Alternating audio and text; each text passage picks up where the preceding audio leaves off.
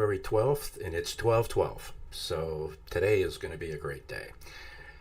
And it certainly is an interesting day. And do you remember last week we were like, wow, how come every time we do these streams, it seems that the market goes a little crazy? Well, the market's going a little crazy, and it happened just all of a sudden just before we came on here. And when markets move with velocity, you are often feeling like you're in a position that you have to make decisions quickly, right? Something just happened, you're on the wrong side of it, and then you have to react. Now, these kind of markets are great examples of, learning by doing in these times, right? Because there's all kinds of volatility around, and it can cause you fits. What we talked about last session was, first off, a lot of things, but secondly, don't make long trades when you're trading on the south side of these levels, these filters, the T line and the 5 EMA. And we talked about, again and again and again, the failed breakout setup when you have diversion down and to the right of those two levels. Now, the reason why you feel like you have to react quite often, and listen, there's protecting your position, and then there's trading over shorter time frames with leverage, and everything's a panic, right? But in today's like today, when things just dump like this, it's panic no matter what. But I hate that feeling, and most of you do. And how do we avoid it? Well, one simple step: don't trade long when price is trading on the south side of these levels, for starters. That's going to protect you from a lot of this nonsense. And I think by now you can clearly see that just because you have green candles, it doesn't mean that a trend is over. Right? And we won't talk about whether this is a quote unquote bear market or not. To me, that's irrelevant. It's just, what is price doing on the chart? That's all you need to know. And this is pretty simple. This chart is all that's on it is the anchored VWAP for price. That's this purple line, or blue line. And then this line here is the anchored VWAP for volume. The volume profile, upper value range, lower value range, point of control, and the VWAP, and then our script. Now, this is a daily chart of Bitcoin. And our signal went off way up here at 92,750. And at the time, people who thought they missed the top are all going, oh no, I missed the move. No, you didn't miss the move, right? You just were hanging around while price was trying to figure out ultimately what it wanted to do. But this is the move. And it has been the move. And has not broken trend. And if you take anything away from these streams, take that away from it, okay? Just throw a T line on your chart and do what I just said. And you're going to be safer more often than you're not. Right? So again, it's not about how much you're going to make. It's in times like this, it's how much can we not lose, right? And that is sometimes the reality. You're not always going to be making money. Sometimes you're going to be trying to find things that are losing the least amount, right? So because we believe in fractals, right? Fibs, fractals, and filters, we can see how relevant this level is, right? A lot of this is all about levels, like current price revisits past, break one level, find the next. And what's interesting on this chart, although the indicators aren't on it to show you, but why don't we throw them up? There's the 50 and there's the 200. And do you remember, this was several weeks ago, a few weeks ago, we talked about the 4-hour death cross, right? Which really is back here. And how sometimes that 4-hour chart is your on-ramp onto the daily chart. Well, this was just another little thing, and I'm not going to hang my hat on a 4-hour 50 over the 200 or anything like that. But what you're trying to do is just create enough information that you can digest in a reasonable amount of time to help you make decisions. That's it, right? Even on days like today, the only reason that people would be freaking out is because they're highly leveraged, not running a stop, and they're kind of in the blender. And then you know what's going to happen? They're going to get washed out of those trades one way or another. And then they're going to try and re-enter right away and then get thrown into the blender again. Just relax. If you can. just relax. Right? Let this stuff unfold. If you are properly protected, and when I say that, I mean, are you mitigating the risk that you're taking while you're trading and investing? Yes or no? Like, it's an easy thing to do, but it's a discipline thing. And it doesn't have to be hard, right? And again, I think sometimes we make this a little more difficult than it really needs to be, because we're human beings, and that's how we think. Hey, if I can make this harder, that means that I'm smarter. That's really not it. Okay. So how do we manage some of that? Well, one of the ways we can do it is just by putting some structure around your trading. And I'm trying to show you on this 4-hour chart how effectively you can monetize the chart. Really, that's the job, right? Not every trade you make is going to be a home run. But just as an example, here's a signal up here at 89,199. And I think we're running like a 4 or 5% stop. If you want to run a trailer, you can run a trailer as well. Not a bad idea when times are really volatile like this, and I'll be quite honest, that's what I do. When I trade crypto, I always run a trailer and I always run a hard stop. Just because to try and prevent any disaster from happening that I have no control over. I'm doing everything I can to protect myself. But here's your entry short, there's your stop. And if you get stopped out, don't worry about it. You didn't do anything wrong other than protect yourself from a larger loss. There's your first take profit level. It doesn't matter what they're set at, but this is all based on the leverage that's built into this. 1, 2, and 3. Now, would you have hit all 3 take profit levels? I think it's like 30, 60, 1 something. Yeah, you would have. How about here? Boom, boom, boom. Yes. This one? No, you only would have hit the 1. So you only would have had 30% on that. Or maybe you would have actually. You would have wicked that. So you would have got something out of there. Whether the wick would have filled the whole thing, who knows? But I think you can see where I'm going. And you're saying to yourself, well, why can't I do this now? I have everything I need. Why can't I do this now?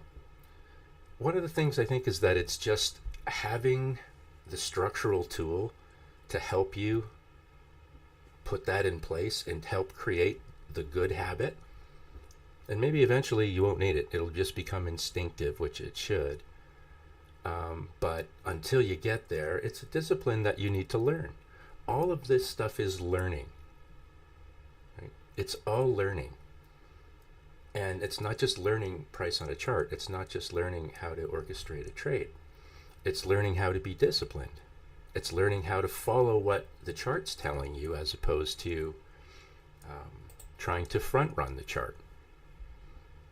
It's about learning how to use multiple time frames to give you some confluence and validation over what you may see on the chart. We've talked about Bitcoin, which we do religiously, for good reason, right? Everybody in here probably trades it, which is totally fine. I like to trade too. But has current price revisited past price? Yeah, it has.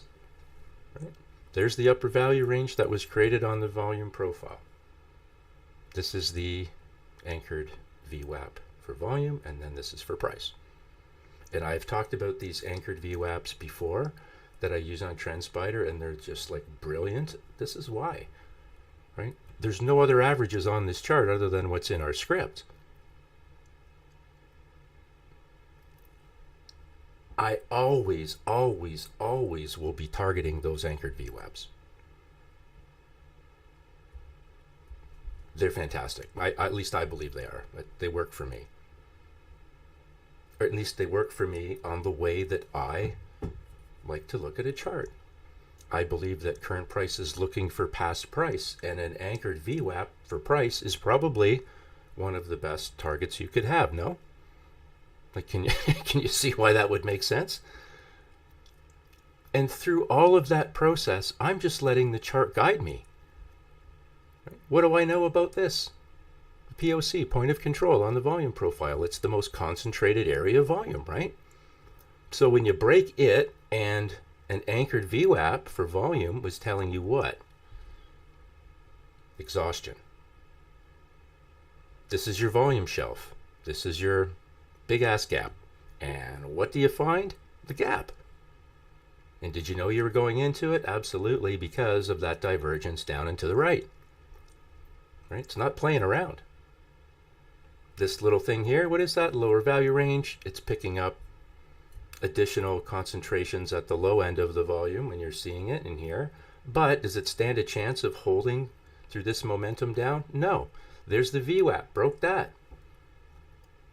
Is there not a message when you break all of these relevant levels?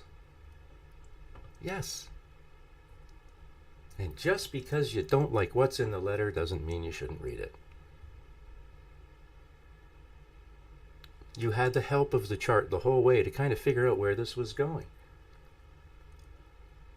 And when you can interpret a chart like this, I promise you it's going to take the angst out of everything that you do. Because throughout all of the daily stuff that you hear and read, and other people that you take information from, they say, that's a lot of noise in your head. And Blunt House 101 is block out the noise. Everything that you need to know is on the chart, right? This is about what money does, not what people say. The people say part is the fake out. Just follow what the money does. You don't have to front run, you just have to follow. And if you trip and fall over yourself in the process of following, you're probably leveraged too highly over short time frames. So drop the lev and increase the time frames until that stops happening. Because because of the lev and the short time frames, it makes following hard, right? Because of all the intraday activity and volatility. Just wait, let the market come to you.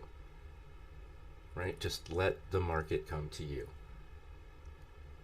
Keep these rules, these handful of rules that we talk about, breaking one level and finding the next and doing what we're told. There's our signal, way up there, 116. You can ignore it or not. Coming out of consolidation, you have a little bit of a double toppy pattern at an upper value range with a whole bunch of draws for price on the downside. Well, you get your sell signal on the weekly, which usually they're relatively strong, right? And you choose to ignore it. Well, that's on you, right? But the market was telling you. You just chose not to listen to it. So if you're following this simple stuff, I promise you it's going to take a lot of the daily anxiety out of your life. And it will allow you to become a better trader and a better technician. Because you won't be stressed out all the time. Because if you're focusing on, the battle of what you know and what you believe is going on the chart, it's just a collision course. Just follow the thing. You don't have to walk out into the middle of the highway to try and cross the street, okay, guys? You just don't. And we've talked about where we think this is going. So we broke the 20. We obviously broke the 50. You know how this goes, right? Where's the 200? Remember we talked about this wick? This is like, you know, walking naked in public. This little wick hanging down here. It's not good. And chances are we believed what?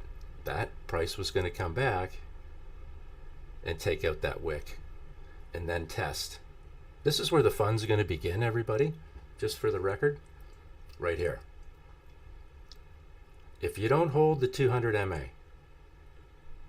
and it's not just me saying that, I was doing some reading today, and I know there's some other analysts out there that, not that I listen to what they say, but this one gentleman was talking about if it doesn't hold this level, 50,000 is more than reasonable. So I thought, geez, okay, I'm going to go look at the chart, because none of that means anything to me until I see it on the chart. Well, what's that number? Kind of down here. I get it, right? You know how we like to connect those tops and bottoms of support and resistance? Well, if we do that right in there, that's 50 grand. So, you know, give or take a nickel. But I see what he's talking about. The problem is that happens right in the midst of this big volume gap. And what happens, okay, what happens if we fall into this volume gap? Well, now we know. And you think this one's going to be any different? The only thing that prevents it is a whole bunch of money coming in, right?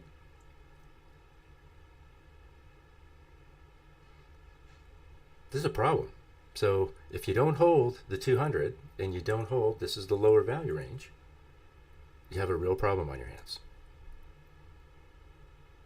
Now, on our Bitcoin chart, if I flip to, just give me 1 second, I just want to make sure I'm on the right chart.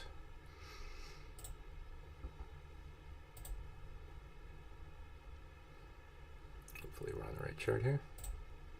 Yeah, we are. Remember how we outlined this range in here ages and ages ago? And I know what everybody's saying be underneath their breath when we first put these levels here.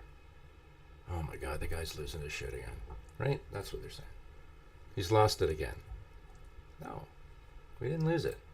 We just know that current price revisits past. We just know that when we fall into these gaps, we fall hard. And we know that we will fall until we find something to sit on. Well, here's your shelf. And it's picking up all of this past price, going all the way back to 21. Is that an accident? No, it is not.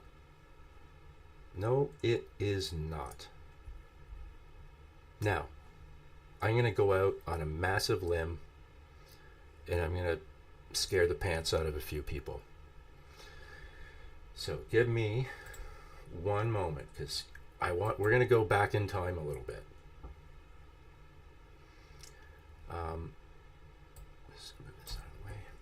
Now, do we all remember way back here? Just pardon this chart as I adjust it. Do you remember this? Up at this level here, and then, you know, things kind of went a little bit sideways. Going back, this is probably back into the pandemic days, right? For the people that out here that first met me, it was during this time. And it was actually up and around probably this period up in here, to be specific. And when I first met a lot of these people, we're talking about the Fed people who are awesome, right? These are the guys that helped me create a digital wallet when I didn't even know what the hell it was, because I'm old. But they met me up here, and everybody was talking about $100,000 Bitcoin, which ultimately wasn't wrong, but it was wrong at the time. And if you're wrong at the time, then you're just bloody wrong. And I made the mistake of saying that I think price is going to come back to somewhere around 30,000. Not what anybody wanted to hear, right? And it's all I was doing is the stuff that we do in here every single week. I was just looking back saying, hey, if price is going to look for where it's been before, this is really the only reasonable bench that it could find, right? Somewhere in this neighborhood. And I was an idiot. I don't, you can't use TA on, you can just imagine, right? But no. Sorry, folks. That's exactly what happened. And this isn't a victory lap. This is just a demonstration of how this works, right? Because this is a language. The market is a language. It's based on mathematics. Math is a language. Get it to your heads. It's what it is, like it or not. And it's our job just to understand what it's telling us based on its history of repeating the same things over and over to us. Can you imagine how frustrating it is for the market to try and talk to human beings? It's showing us over and over and over again what it wants to do, and we keep ignoring it for whatever reason. So what happened? It just came back to where it's been before. It needed a bench to sit on. Hey, and lo and behold, did that bench end up being the 50-day moving average? Yes. And hey, did it bounce because it was basically the first time it hit it? Yes. And on the retrace down, when you tagged the 20 and the 50, was that the first time since the breakout that you touched them? Yes. And what happened? They bounced. Just like we talk about all the time. So why am I telling you this? I'm telling you this because I believe there, I hate saying this out loud because people freak out. But what we're here to do is to learn how to read price on a chart. Right? We're not here to make predictions. We're not giving financial advice. We're learning how to read price on a chart. And if we go back in time, so not only did that level get, we come back to it here, we did it again here, and again here.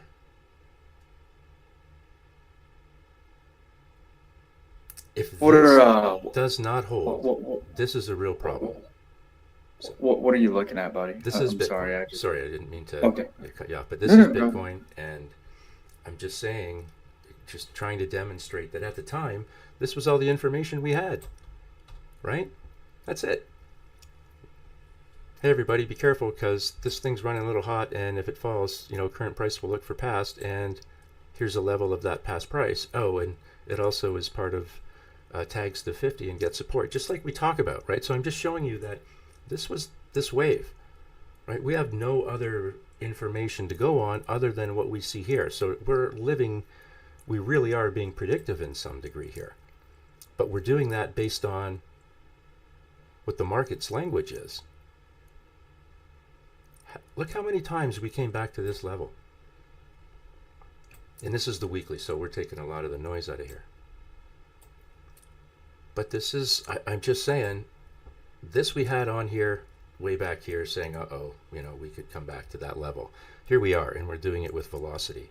We knew that was a likely probability because of the setups and what the chart was telling us. So, here we are coming back to this neck of the woods. If this isn't a first touch support of the 200 and it breaks, I'm afraid a little more than algos are going to kick in here, and I think people are going to get really nervous. Now, technically, we all know that coming back to the 200 weekly is totally acceptable. Totally acceptable. We should expect it to happen. But for some reason, the people in this space have a disconnect with reality when it comes to what price does. And they'll justify it in a million ways. They're entitled to it. Just don't try and sell me on it. Because I don't give a shit. Because all I care about is this. I'm only interested in what price does. I'm not interested in what people say and why they think price is doing what it's doing. Right? It's not important to me. I would say Michael Saylor needs to hire somebody. Yeah, someone I know says he's being bunker hunted, right? We broke the 1,000. Nobody thought that was going to happen, but here we are in the daily, right? And look, we walked everybody through this as it was happening. We talked about this process at the 500 MA. If you fail it, that's a big hard no. And yeah, you're allowed a few attempts, right? But this is a big hard no, and then you start breaking everything, break the POC, break the lower value range, and lo and behold, break 1,000 on the daily. It's looking for a place where it can sit down. Now, hopefully, maybe it can find some love in here. maybe this now is our new base. And this is a considerable amount of price. So keep in mind that if you don't hold that range, then that's a message too, right?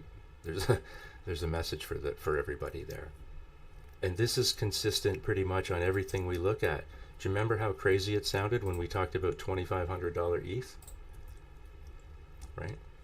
The $2,500 level in here was, okay, once we get there, we'll see what happens from that point. Well, from that point, it just continued to fall. Again, at no time should you be making long trades when price is trading. Which is the, you remember the level we have on this Ethereum? USDT or USDC or USD. Doesn't really make a difference too much. It's going back there. Yeah. It's alarming everybody when it happens. But if you understand why or what's happening on the chart, it makes it less anxious. Another one I think we need to look at is XRP, and we will get to that in a second. Well, that's even a worse dumpster fire. I know, unfortunately it looks terrible, and part of the reason it looks terrible is because it had some amazing moves to the upside, right? Which it really did. If we find our friend XRP, where are we? Very similar to the Bitcoin chart where we had this wick that was hanging is the same problem, and we talked about this earlier in the week, is that this is just really exposed in this massive volume gap here. So there's just not a lot to hold price up, and it makes these targets and draws to the downside kind of doable. And look, the point of control, I know when price was up here and the POC was down here, nobody thinks it's possible to even come close to it. But here we are. And the chart had told you the entire time that it had every intention of moving lower. And it breaks my heart when I hear people talk about how they're thinking these are lows and they're buying, however they're rationalizing what they're seeing, right? It's just dollar cost averaging is great when price is moving higher, right? But you're just catching falling knives otherwise. And, case in point of where money is going. So let's look at, we're going to go to the daily Bitcoin chart. Here we go. Right, so we have a good look. It's quite clear what's been going on. Just going to take some of these line profiles off. There we go. Right, pretty clear what's going on. So the question, like I told you at 9:10, and you're going to go on different time frames, but look at this one on different time frames, just to give you. No, we absolutely will. So we can. The question then becomes, well, where's the money going? Well, how about maybe here?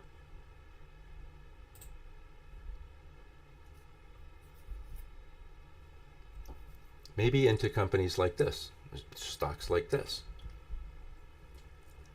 This is Micron Technology. Now, not that I really care, unless there's opportunity there. But for the people in the space that think that this Bitcoin only goes up, that's not true, right? It just isn't true. And money will move in and out of it just like it moves in and out of anything else. It just happens to move through it with more velocity. But I think it's pretty fair to say that maybe the crypto money has been going into things like Bitcoin or like MU, Micron.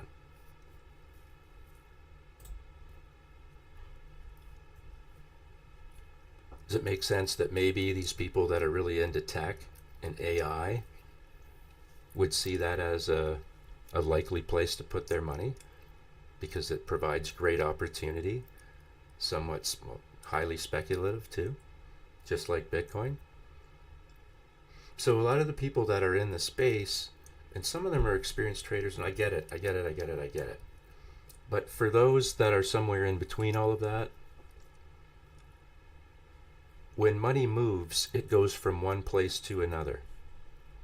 And you have to decide on whether or not you want to move with it, or you want to go down with the ship as it starts to lose value. And I'm not suggesting that Bitcoin is going down to to the bottom. That's not what I'm saying. But you have a choice. And we want to try and give you as much information as possible so that you can make the right choices for you. And what we're showing back here is in our rotation suite. This one is actually pegged to the SPY, and we've got XLE, XLV, XLK, XLF in here to try and give a comparative benchmark, right, to where money's going. And you can see that Bitcoin is just not scoring very highly, and in fact, you're being told to avoid it altogether. So if that's the case, you got to find something that actually makes some sense, where you can make some money. And you'll notice that Micron Technologies, over the same time frame, against all of those other assets, including the SPY, is outperforming. So, are you going to, again, make the choice to only trade what your heart and mind and passion tells you to trade? Or are you willing to look outside your 9 dots and say there are other things that I could be trading that are more profitable for me? And I think this is a perfect example. Right? It makes perfect sense that, hey, you know what, maybe some of the crypto money is going into the AI space in various different locations, right? But that's what this does for us. This MU is outperforming SPY and all of these other ETFs by a long shot. By a long shot. And this is something that did nothing for a very long time. Right? First mouse gets the squeeze, the second mouse got the cheese. This, on the Z-score indicator, is an example of an overextension to the downside. So this is like the minus 10 degree day in the summertime. That's an anomaly, that extension. So are these to the upside. And all of a sudden, you can see the relative strength start to come back into the stock. Now, what's on the chart? 20, 50, 200, and a volume profile. And of course, our script. Do you notice when the script fired? And this is on the weekly. How do you trade the Z-score? You trade it when it breaks 0 up or down. In a nutshell, there's other things to it, but just pay attention to the 0 level. Our signal and the Z-score fired at approximately the same time. And I've been kind of working with these things over the last little while, and I had no preconceived intent to try and code it so that they did fire the same way, because then I'd just be coding a bias, right? I had no idea. But what ended up happening is that the Z-score and the signals work really well together. And it prevents me from taking things that I shouldn't take, like this consolidation stuff. I'm not going to take these signals because there's no relative strength in here. So I'm just going to filter them out. And that gives me abilities to take out all that consolidation. But just understand that if you think, you're trading Bitcoin, that's all you want to trade, and that only money comes in, that's not true.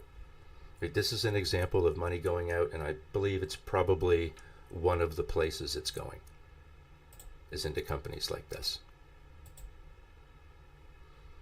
And does it look like this day just keeps getting heavier and heavier? There's something about our stream days on Tuesdays and Thursdays that make this turn out to be chaotic. But We've always said that we believe we're coming back to the 200. It's a completely appropriate place for price to come back to. It hurts like, you know what, because, you know, what was the high? You're into the 120 range. This is like a near 40-50% haircut, right? It's a big dip. A big dip. And again, remember those other levels that we talked about, because I have a feeling that they might come back into play. So this is a really, really interesting day. I love days like this. So let's look at Aster for the crypto people, because this is one that I know everybody was interested in. Right? And we always talked about how Aster, when it, you know, did decide to make a reasonable move, we would likely want to find an entry off the 4-hour chart. And this is the 4-hour chart. And I've kind of posted on Twitter about this too, so that everybody can kind of follow along and see how this unfolds. But this is another example of how using relative strength through our dashboard helps us pick up where those overextensions were. So this is another example of an overextension to the downside. It's that, you know, really hot day in winter or really cold day in summer as an example, and the relative strength comes back in. But where does it really get interesting? When you break zero. And when it breaks zero, it does it almost in synergy with our signal. So that to me is a huge sigh of relief and validation, right? Because I'm not getting a duplicate type of validation. This doesn't read price, it reads relative strength. Two separate things. But when I get that validation of, you know, breaking the zero level with the z-score line and getting our buy signal as well, that for me is really the kind of confluence that I'm looking for. And this chart opens up and you just start breaking levels. Now we talk about, you know, unfortunately there's a lot of downside action right now. So this is the anomaly, right? Actually, let's look at this on TradingView, because I have it set up for crypto already. There we go. And there's our 4-hour.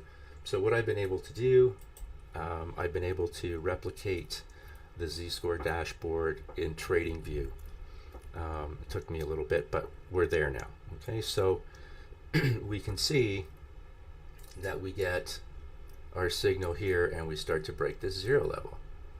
And again, this thing opens up, but it opens up onto, it's the on-ramp onto the daily, because this is what everybody wants to run. So as this was unfolding, what are we talking about? We're talking about, oh, if I can get above the 50, hey, maybe we're onto something. And this is the perfect example of that 4-hour on-ramp onto the daily. You know, you get on the ramp, you come onto the highway with some velocity. Where's that 4-hour entry? It's down here. You know, here you get your buy signal on the daily, and now what we're doing is we're breaking levels to the upside. So just like we would show on when there's downside pressure, when you hit a major moving average, if the divergence was open and down and to the right, probably blow through it. Well, here you are, the other in the opposite direction, up and to the right, breaking through what is resistance, right? And it, you know, we're kind of starting to figure that out on this particular daily candle that is a little overextended. So perhaps this push through the 50 is going to get back tested, and if it holds, maybe that's the one that runs. But we're in on the 4-hour chart. Way back here. Paid a little insurance, which is totally fine. You think we're complaining about that now? Absolutely not. Paid a little insurance, got our signal, boom, price moves higher. So now we're in the driver's seat. Now you don't have to worry about those little stressful things because you didn't have a good entry, right? Maybe you entered in and around the 50 or the 20 here. Does that make life a little different for you when you open down here? Yeah, it does. Especially if you're trading with leverage, which I know you all do. So look to the 4-hour, the on-ramp onto the daily, and not just with crypto, with everything that you trade. That's kind of one of the things that I do on a regular basis. Look for that clean entry on a 4-hour. Do they turn into runners? No, not all of them. But when they do, that's extremely rewarding. So, and what we're talking about is getting a runner off of the daily chart. And just as a comparison, so our primary comparative is Bitcoin, and it's showing Aster trading well over what Bitcoin is. So in other words, Bitcoin's going in the other direction, right? Because it's our primary comparative. So it has a strength premium of almost 37%, and it's being demonstrated as a strong buy. Now, when I first started posting about this,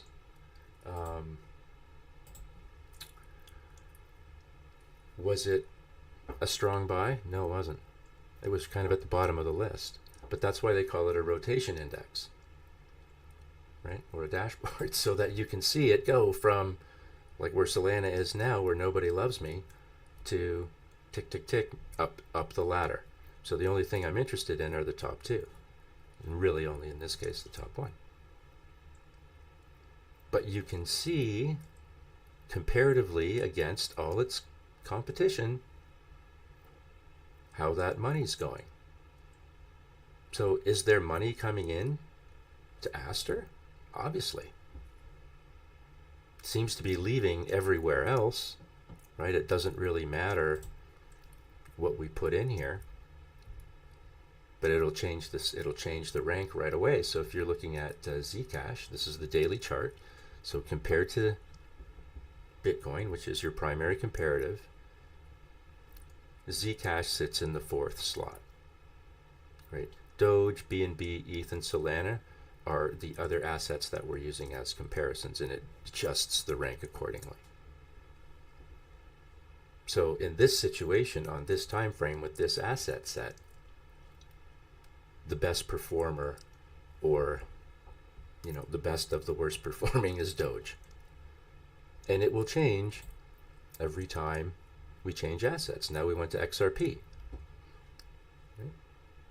Interestingly, against Bitcoin and the other asset set, you see that XRP is being shown as a strong buy compared to that group. Again, helping you understand where money is moving to and from. And we do this with stocks, we do this with everything. Right? But it's important for you to understand as well where the strength is, right? And that's kind of why I was using Aster as the example, because you could see the strength coming right back into it. Right? You could just see it. The lower time frames, this is why we use the fractal analysis, right? You can start to see, does that look like a trend change to you? Is that a break in trend? Hello? Yes, it is. Of course it is. Right? All these little things. And that was on the 1-hour chart. So you could see the chart telling you. Now, we have no idea if this is going to hold. This thing could fall apart in 5 seconds right now. Right? Just on everything that's going on. And the z-score is well extended above 2 standard deviations. That's what this is, 2 standard deviations up, and then to the downside. And when they get a little extended, quite often they pull back. But that's what trading is, right? It's not just about identifying things that only go up. That's not what we do, right? It's not what we do at all. So use time frames. Use simple like multiple time frames, and use the simple tools that will keep you out of trouble. Now, I hate to do this, but let's look at the stock market for a second. I'm going to take this off just momentarily. This is the NAS 100, and we dropped this quick wedge on here ages ago, and this kind of invalidated up here. But interestingly enough, I think when we leave it on, this price just kind of hit this very same level, like wicked out and just rolled over, and it happened really quick, like I don't know, 11:30 or something this morning, Eastern time. For what reason? I don't know. But is this a problem for you if you were a trader? Only if you were not unable to recognize that what you were looking at, you were already in a downtrend. We're already in a downtrend. So who is this problematic for? Day traders. People trading with a ton of leverage. This kind of stuff is problematic for them. But what's the benefit of maybe dropping the lev and extending your time frame vision? Well, this here. You want to be on the right side of the trade. Now, I know there's a lot of volatility in here. However, that said, did we break trend? No, we didn't. And these are just looking like the failed breakout pattern that we talk about all the time. This divergence of the T-line and 5 EMA is still open and or down and to the right and still operating under a sell.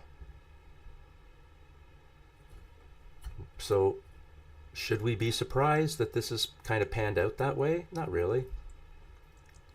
When I don't know about you guys, but if you had this on your chart and you started to see these wicks, you're like, huh, can't close above there. It just reminded me a little too much of what oil looked like at one point before it rolled over. But this is, I think, looking like a failed breakout, and I'm not saying it's all one candle, but perhaps this is in play again. And this is more just being honest with ourselves about what we see on our charts. It's just there's nothing that we can do about what's in front of us. We just have to be on the right side to begin with, and then it's typically not a problem. If we go to oil,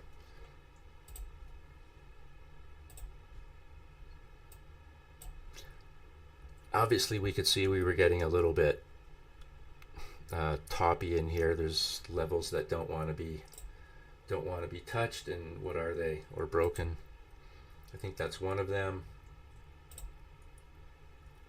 And I think this 200 here is really interesting. And by the way, this is the 61.66 level that this went on this chart back in 2003 in September, or whenever that was. We just left it here. And it's been very, very well respected by price. Let's see if we come back here again. I think we're coming back to the 200, and again, current price is going to revisit past price.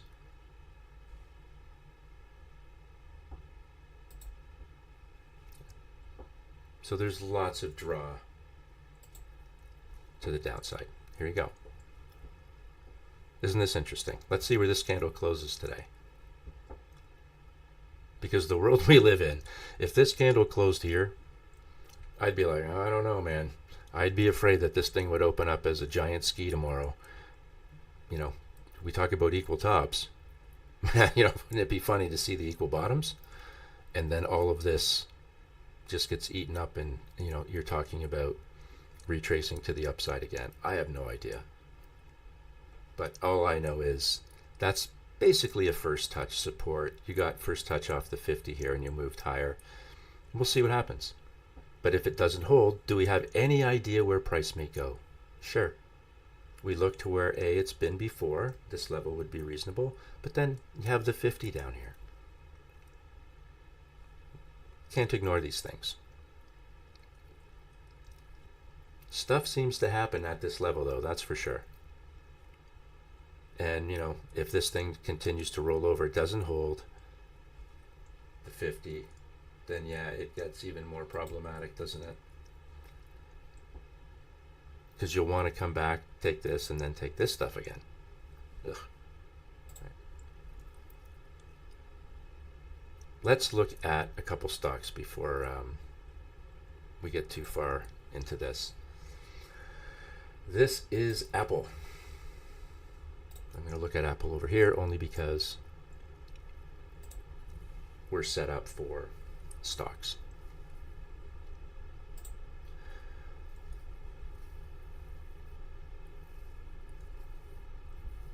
why is support and resistance important? Right? If you, I think it should be everybody's reality check. The volume profile was never part of my toolkit when I first started trading. It's something that I started to use kind of over the last several years. And the more I use it, the more married I get to it. Not just for the gaps, right? That can help us, is price going to shoot up through there quickly or down through one quickly, but as a support and resistance level. And when price makes several attempts to try and break through, this is also an example that never really got any traction. But I mean, and this is the 4-hour. This kind of little wick of that level in failure has always demonstrated, as the more that I do this, that it's usually a signal that, knock, knock, knock, knock, knock, knock. And you finally give up that nobody's home, and you actually go home yourself. And that's kind of feels like what's going on here. When we talk about how price is attracted to past price, is it an accident that we're sitting on the 50? No, it's not. That would have been either the lower value range, the 200, or the 50 would have been short targets. For sure. But when does it become a confirmation of a problem for me? When the z-score crosses down through the 0 level, and when it does, it also printed a signal in this case, and it took a ton of velocity to do it, and we're losing strength. That's the 4-hour. Here we are on the daily, right at the 20, right in this gap. And on the daily, yet you haven't broken that 0 level. We're just slightly above it. But just like that was a problem on the 4-hour, it will likely be a problem on the daily if that happens. What would have to happen for that to take place? Would you have to break the 20? Yeah.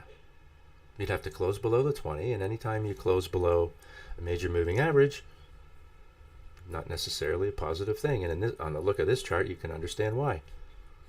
Is it unreasonable to suggest that time and price will find a way to come together, and you'll either not hold this POC but really look for the 200? I think it's totally reasonable.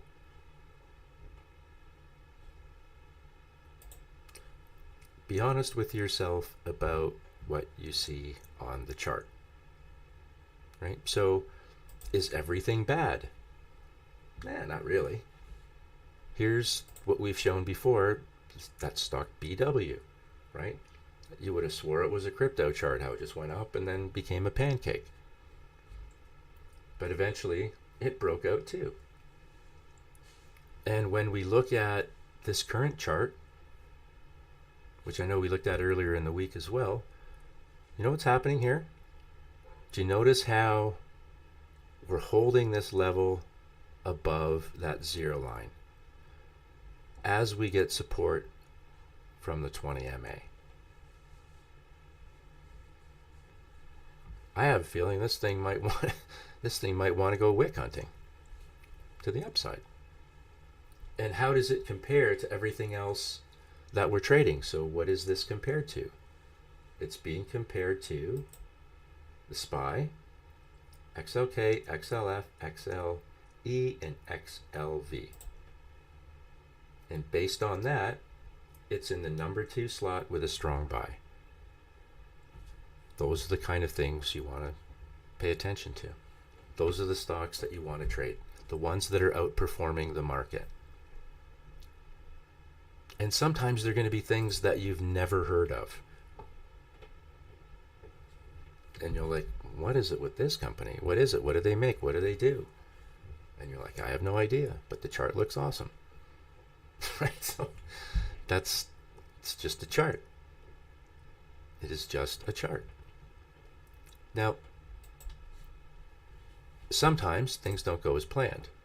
And this is Cleveland Cliffs, which is the steel manufacturer that we've talked about, and we've shown this chart before.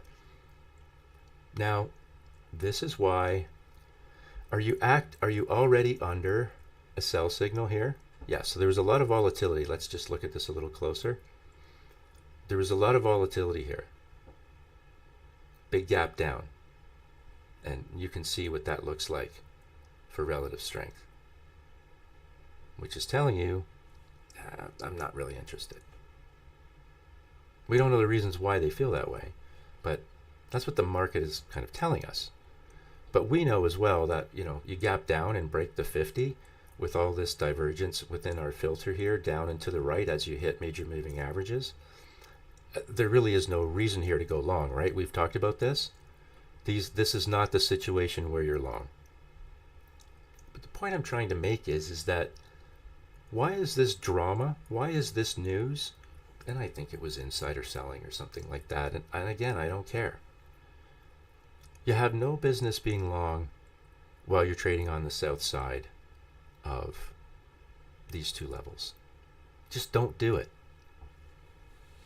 Just like you shouldn't be short in here. Right? You don't want to be long in here, especially after a gap down, breaking the 50. This is already a bad setup. And the only people that find this problematic are maybe the people that were trying to go long for whatever reason, which doesn't make sense because the market's telling us that that's not the time. Right? Even at yesterday's candle, wicking the 5 EMA and pulling back, closing below these levels, we don't know what the market delivers us from one candle to the next. But I know enough that you can't break the upper value range. You point out, all this opens up, that's momentum down, break, right? This to me is a failure because you can't get rid of all this divergence and momentum down. And then you get this. This should not be a surprise. Is it a massive candle? Sure it is. Absolutely. No doubt about it. You shouldn't be surprised about anything that happens to the downside here at all. And the only reason you are is because you're trying to go against the trend. This is why the trend is your friend, right till the end.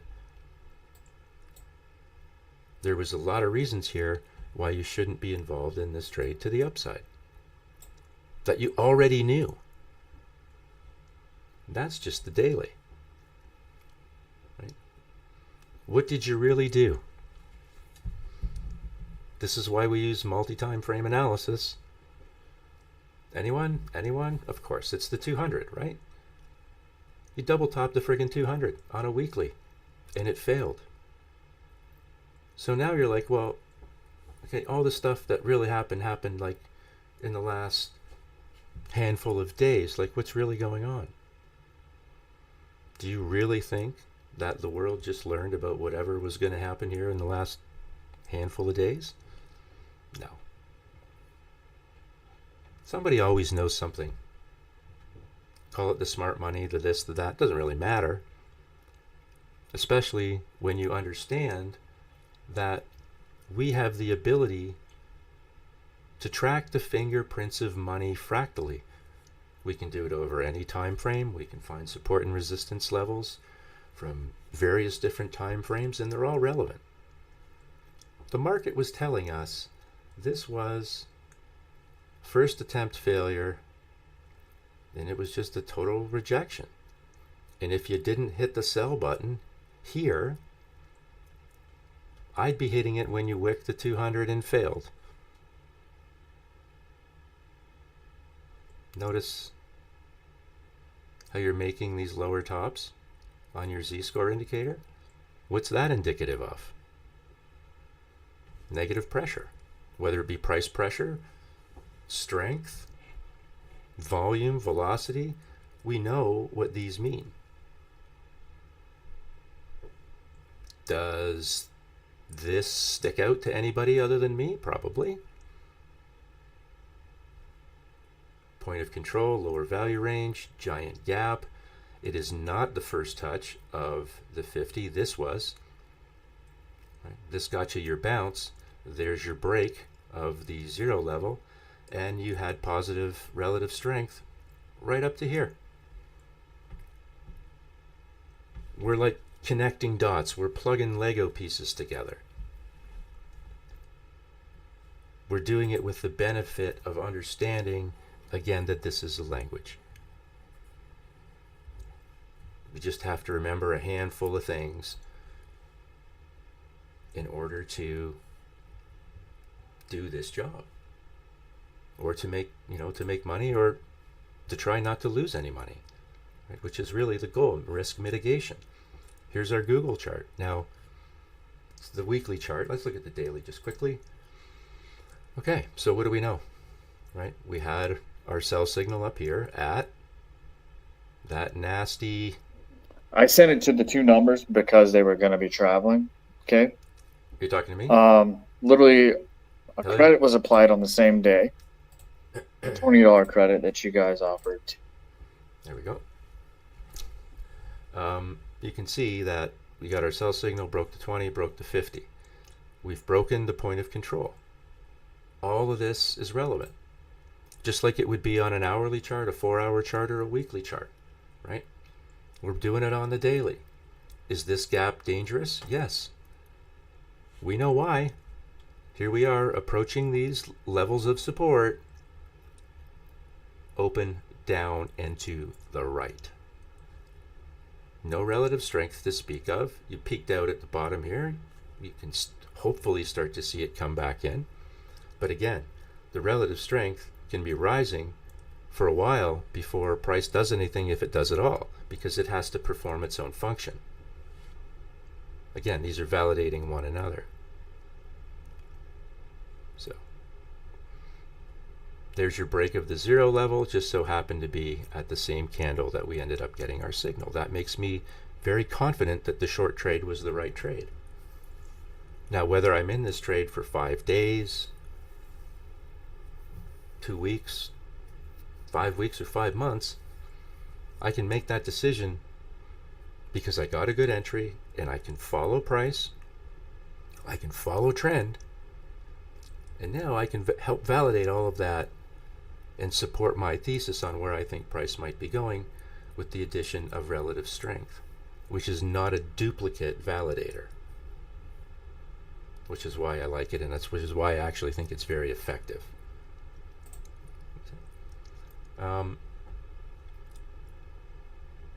I know everybody wants to look at gold.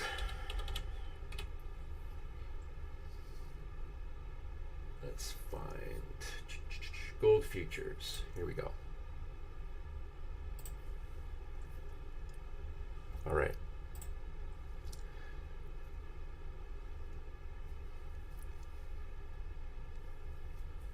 What can we tell? I know this has been a big ugly day, but at the end of the day, we're still holding support, at least at this point in time, and we're holding the 20. We don't like the price action, obviously, if you're long, but I mean, you're holding the 20, you still have support of the 50 and the VWAP beneath you, which is not a terrible thing.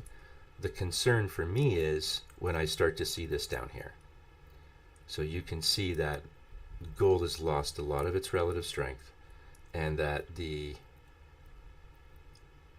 Z-score line has actually broken the 0 level. So that's something that certainly has my attention. Could it do this, bounce and move? Yes. But I'm just saying right now, if we get a big break of that, does that drag us down? Okay, this is a little different story when we look at our weekly, right? Are we trading well above the T-line, the 5 EMA? Absolutely. Are we trading with a ton of relative strength? Yes, absolutely. But if we were to pull back just out of interest to the T-line, 47. What's 47?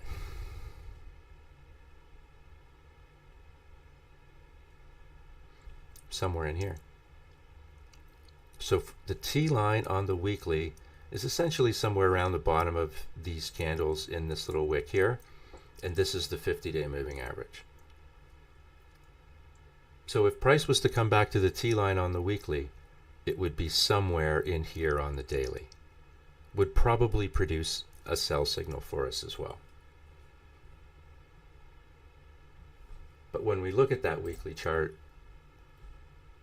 you know, this candle came back to the T line too. So did this, so did this. So as long as you're trading above it on the weekly, your weekly time frame is kind of still your authority, right?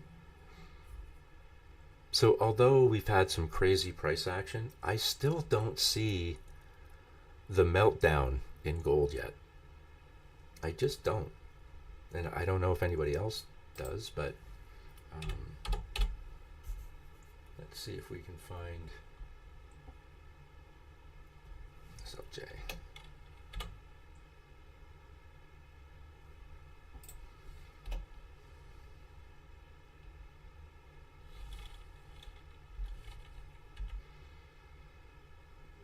Let's see. Whoops, index.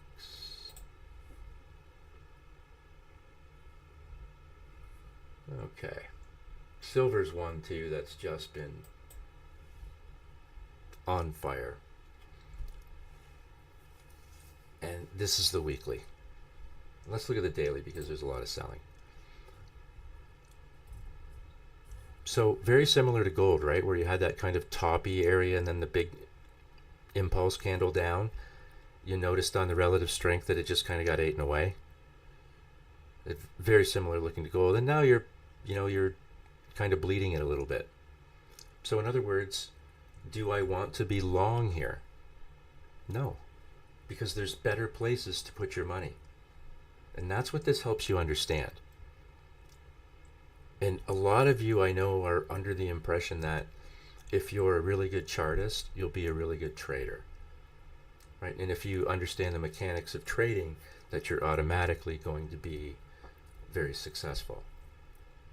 Not if you're trading the wrong assets, you're not. Like if you're trading the laggard, you're already screwed up, right? Like so we don't want you to be trading laggards. We want you to be trading the ones that are the leaders. And in this case, that leader is XLE. Just comparatively to what we're looking at. Followed by XLV. But it certainly isn't this. So when the gig is up, the gig is up.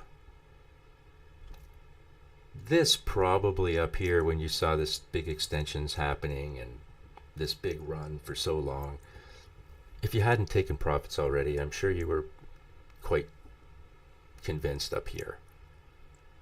And that's okay. That's what you should be doing, right? We're trying to get into the habit of taking profits more frequently, especially when there's a lot of volatility. Especially when there's a lot of volatility. Let's look at NVIDIA, because everybody wants to talk about NVIDIA because, hey, it's the world's darling, right? This thing has gone really nowhere for a while. And if this doesn't give you an illustration of that, I don't know what does. So this is probably a very good example of what accumulation and consolidation looks like. Right? These levels of flat trading. Well, you'll have significant volume sometimes, but not necessarily any price action. The question that I have is like, where do you go from here? Where do we go from here? And what hasn't happened yet is, like, is this going to staircase up? Or, are we about to staircase down? And you can see the relevance of the 200 MA giving it support on the daily chart. Right? And what happened with this bounce? Well, this is one of those anomalies, right? The really hot day in winter, the really cold day in summer. And you can see how price pulled back with momentum. And you can see that, the relative strength just ripped right out of it. But also came back in one of those V-shaped bottoms that everybody thinks are the only ones that exist sometimes. And that's not true. But this one was. And when it broke that zero level. In other words, price was still falling as relative strength was starting to come back in, but when it broke the zero, boom, price took off. What it does from here, we don't know, but here's that damn resistance again. And what does that look like on the weekly? It's problematic. If this doesn't hold, you're certainly falling into this gap. You're going to find that 50, and there isn't and hasn't been much relative strength here, right? You've been well below the zero level, broken through it, but I mean, this is still sketchy. And I think this is where a lot of people make mistakes. When you look at these charts and there's not a lot to hold price up on the way down, don't forget you saw that. Don't forget where the 50 was, right in the middle of the gap. Don't forget that the 200 is somewhere around the VWAP and the lower value range, because those will be draws for price. And the only reason they're so extended is because of the velocity of the move higher. That's what makes that happen.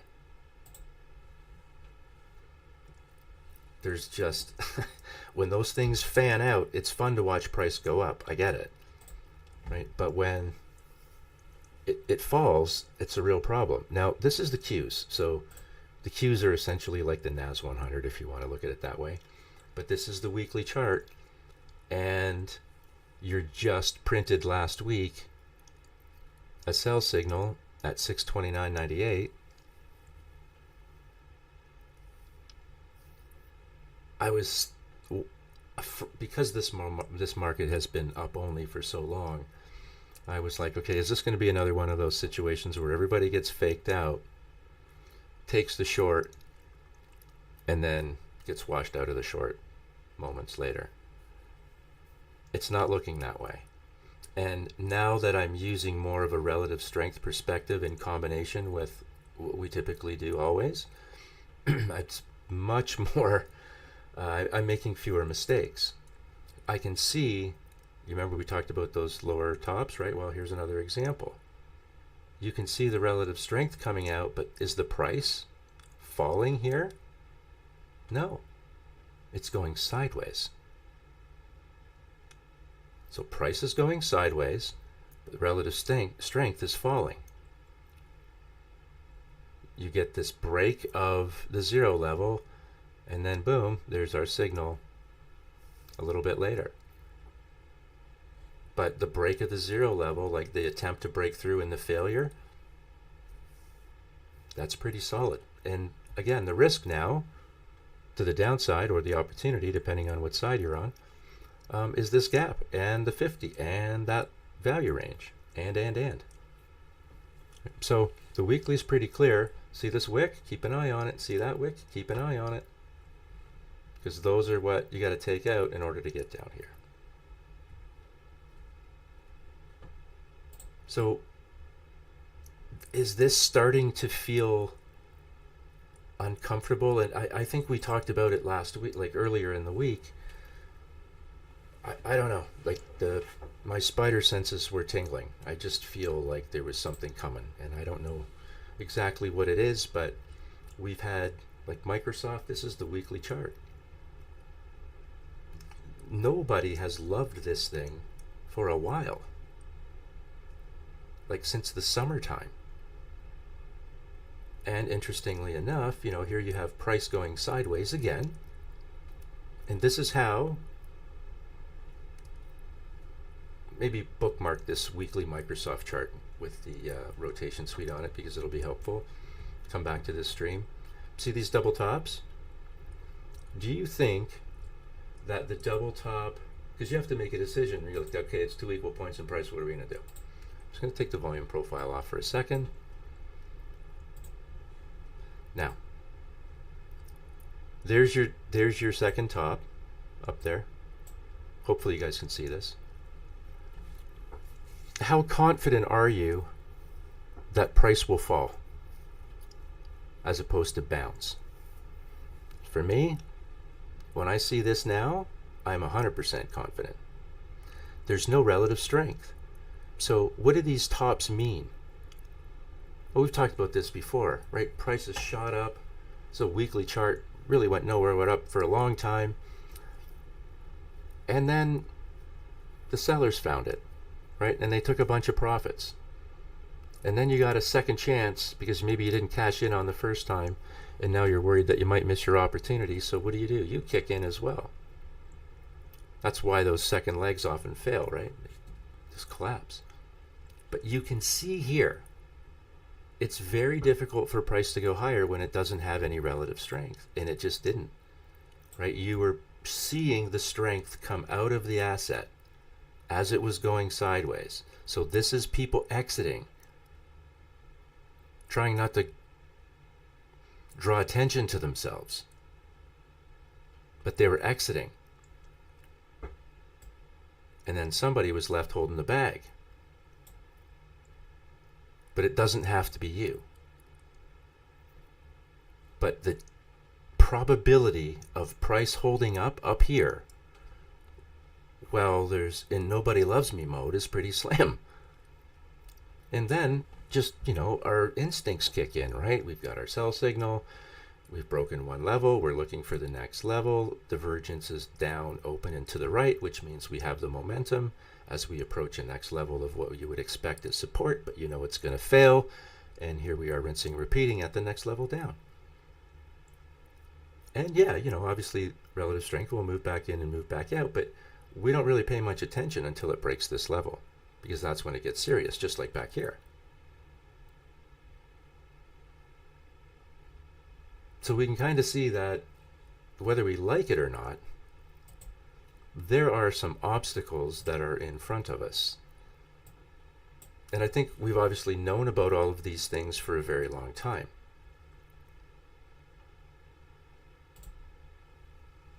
This is Walmart. Again, a weekly chart. And we're showing the weeklies because they take the noise out. Why would Walmart be a stock that people might want? Right. Look at they had tons of relative strength behind this move, that's one of the things that helps it become a solid move. It's because it's a good company, right? Where does Walmart rank here? Number 1. It's outperforming SPY, outperforming all of those other indexes. You want to be trading and owning the fastest car on the track. You don't want to be the guy being drafted around the track because 80% of the market's in a handful of stocks and everything else just gets sucked behind them. You want to be in the fastest cars, and not always are they the ones that you expect. In this particular case, it just happens to be. But it could be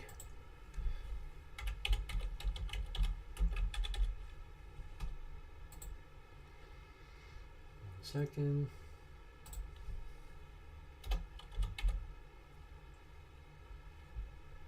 Or it could be a company that you've never heard of. This is another David Nikoski stock. Credit to David. Century Aluminum. Never heard of this company. Most people probably haven't. But what do we know about it? We know that it's outperforming the SPY and everything else that we have into our dashboard. Which means what? We're increasing the probability of maximizing our returns because we're trading the strongest asset in the group. And again, it doesn't matter what it is. It can be crypto. It can be commodities. It does not matter. But they're not always what you think they are. Just like Babcock Wilcox was a company that had fallen out of everyone's memory bank. Right? And then all of a sudden, boom, price goes up. And everybody suddenly remembers. Right? So that's just how it goes. This is the YM for the Dow. I hate to say it, but the weekly chart is still bullish. The Z-score is still well above 0. Has it faded? Yes, but it's well above zero. Do we have divergence between the T line and the 5 EMA? Yes. The buy signal that we got back in May is still valid. So what's a guy to do? Right? Now we look at the daily, and you can see all the volatility. Still getting support where, you know, it needs to, but you can see the value of those longer time frames. On the daily, pay attention to this. So especially when you've had an overextension above those two standard deviations, this one actually clocked in at around 3.2, which is high. So price was going up, but the relative strength was going down. And that kind of divergence, please pay attention to. All right, so I'll just repeat it again. Here you are breaking zero. Your relative strength is moving higher, or price is moving higher as your relative strength has maxed out and starts to fall. That is kind of the rotation or the exhaustion. We don't know if it's rotation until all the money gets moved around, but it's certainly an exhaustion sign. I think that's safe. And all of this is relevant on any time frame you're trading, on any asset you're trading. Whoops. What's this? This is something called OMC, which is one of the 5 families of advertising, right? What's this? 200-day moving average. That's your basic bull-bear indicator, right? So, are we long or short?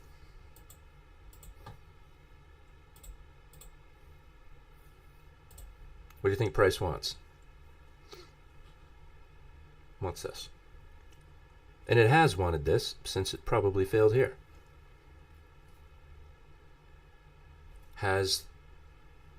Well, not only has the chart not shown you any reason to long it through here, again, don't make long trades when you're trading below these levels. No. Like, this is one big trend down. And, you know, like we saw the failure of the 200 on the other chart a few minutes ago, this is another example. You know, knock, knock, knock. These are feeble knocks too, by the way. And you can't break through. You break one level, you find the next. Price is going to look for where it's been before.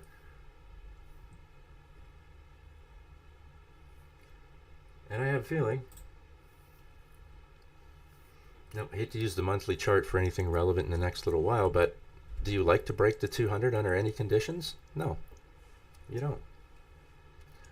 And basically up here, that was your all-time high.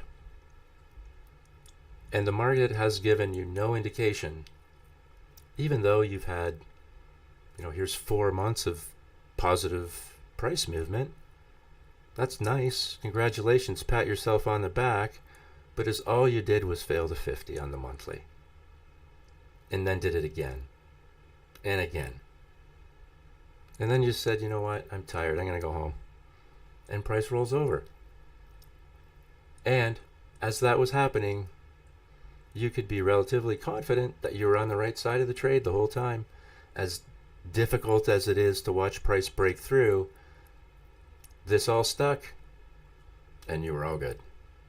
And to help you, did the thing have any relative strength through all of this? No. None. None. Nobody was interested. But I can tell you one thing. Whoever it is that runs this business is telling you otherwise. They're telling you that we're going to take 127 agencies and jam them into 30 in record time. That's good for you.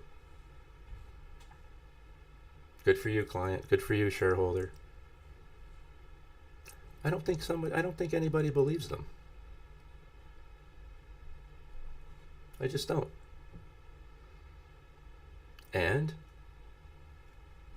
Is this the kind of economy that maybe is going to be challenging for advertising agencies, and we're only bringing them up because this is part of what we talk about? Yeah, probably going to be challenging. If things get tight, what's the first thing that people cut back? Advertising, right? We know how it goes. So this is a slippery slope just for a lot of charts and for the world that the chart's living in right now. And I think that's one of the things that we're forgetting to talk about. The chart can be ugly, but if the vertical that you're in is not conducive, or is conducive to real pressures from externals, well then it's going to be challenging. This is the monthly chart for Tesla. Don't even want to talk about that, right? But is it a bullish chart? Yeah, the monthly's bullish. It's maintained somewhat of its momentum, but it does have, although it's faded a little bit, it still has, over the longer time frame, a little bit of relative strength. You drop your time frame down and you'll notice how you lose it. So this is how you can see inside these candles, right? Inside these time frames. And when you see inside them, you can now see more. So now we're not just seeing price, the price activity within those candles. Now we're looking at the relative strength. How much actual interest is there? Are people starting to lose it? Right? Is all that buying sentiment starting to fade? And when it does, it affects how price behaves. Right? When you have lots of relative strength, like this would be an example, price can't help itself. It just wants to go nuts. You can kind of see it. But when you lose it, it's really hard for it to go anywhere. And you can see all this red in here, but where did price start to move higher? Let's go back here. Right? You're breaking zero in here. All this divergence opens up. Like, these are things that you can now validate. And again, it's quite powerful when you do it. But this thing still wants to move higher. I don't like the daily at all. But the longer term charts are still showing it as bullish. Where does it show up on your dashboard? In the center slot, which is don't trade it if you're not already in it, basically. And then we have T1 Energy. Now T1 Energy was the darling, and it's another great example. This is the daily chart.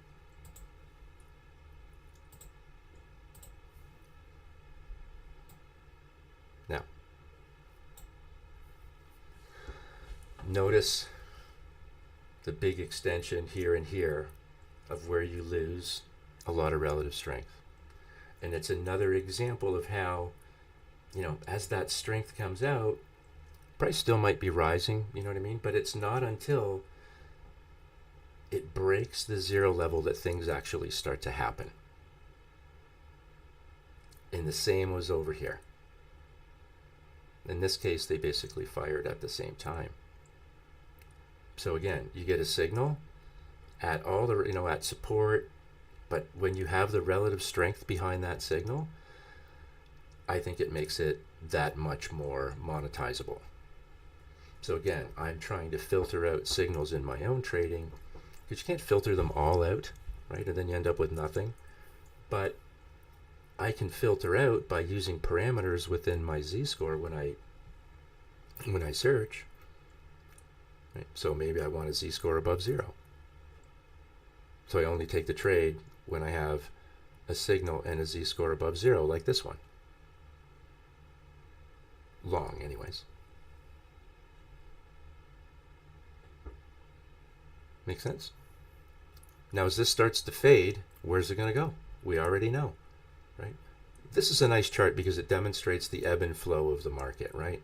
Move higher, retracement, move higher, take out that previous wave's high, retracement, but now you're making these higher lows, right? Take out the previous wave's high, and so on and so on. But now it's reversed, right? Now you're breaking down. And when should you have been in the trade? Last week, right? The 4th. It's all there. Now you see that big candle and everyone's like, oh, you missed it. No, you didn't. It's just starting up. Right? This move will eventually find a way to retrace itself. Whoops.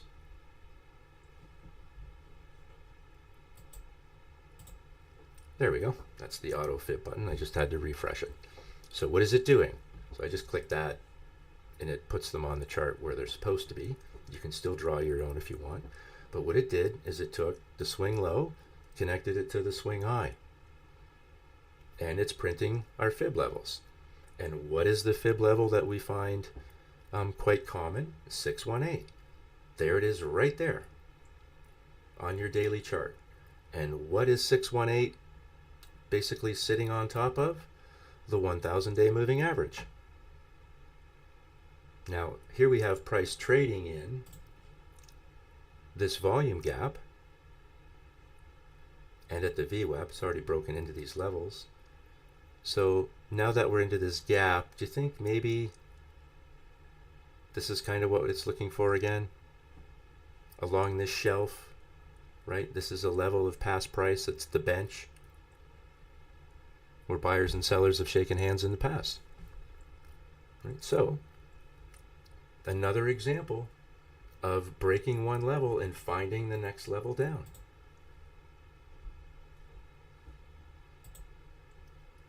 This is the weekly, and I think that's what we want. Now, this could also be one of those situations where, price makes this big pullback and then hits the 20 and then does this massive shot up again. So, there's that. But I mean, right now, I think that's what it's looking for. It's looking for the 20. It's looking for the 200. You've got the VWAP and the lower value range all in here. And then the 50 if it doesn't hold. Watch the Z-score level to see if it breaks 0. And if it breaks 0 with kind of like with velocity. That's the other thing. But I believe that's probably what you're looking for. And it's just a matter of current price looking for past price. Really, that's all it is. I don't know if there's any other tickers that you want me to look at today. We did gold. We looked at silver. What did we miss? Did we miss anything important? We looked at Apple. I think we covered most things, plus a few others. One more. D-wave. So here's a weekly chart for a D-wave. What do we learn here? How confident are you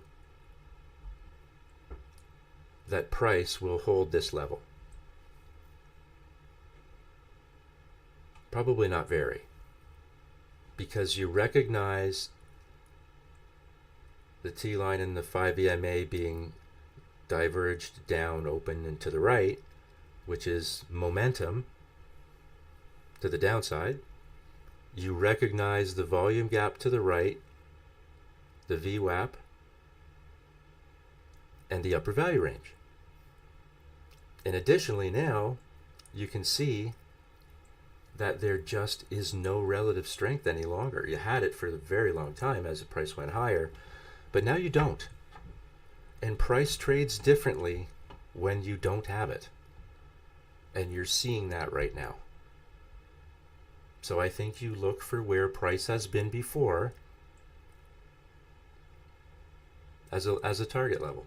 And I hate to say it, but if you do fall past the VWAP here and into this gap, it just puts the 200 in play. And then you've got the point of control right in the middle again of all of this. So all that's a draw for price.